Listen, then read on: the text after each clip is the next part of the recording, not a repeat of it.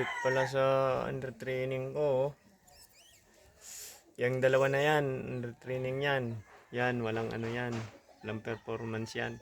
Yan ang meron. Kumakampay yan at saka lumulublog. Yung isa naman, matapang yan at saka mahuni. At saka may isa pa ako. Inano ko na. Tinatraining ko na. Yan, titrainingay pa yan. Mabilis mangamo yan. Kasi puting-puti. Tignan nyo naman. Yung katabi niya, mahuni rin yan. At may isa pa ako dito. Lasak rin. Lasak sa buntot.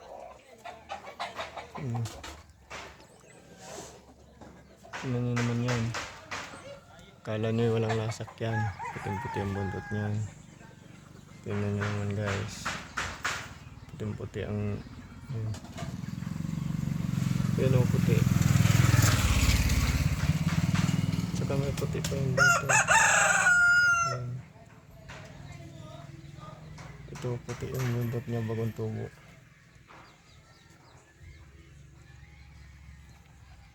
Makikita natin yan pang mahaba na. Saka dito tayo. Ito talagang mas matindi to. Puti na lahat. Malapit nang magkakaputi siya. Puputi na ibo na yan. Yan naman. Walang kano-ano yan. Tingnan nyo naman ha.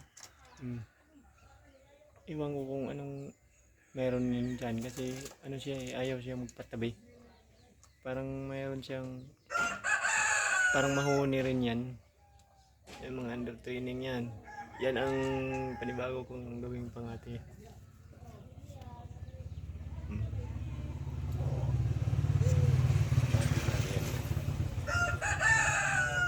Babae at lalaki yan, nagkatabi. Babae yung nandun, lalaki ito.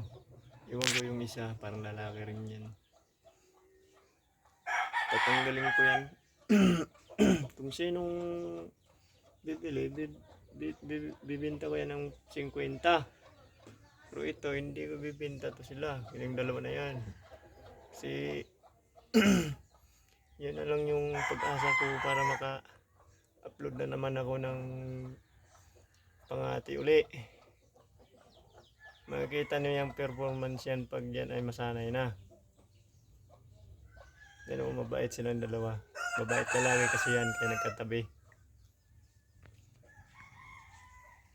Hanggang dito lang muna yung video natin kasi no. Kita yan.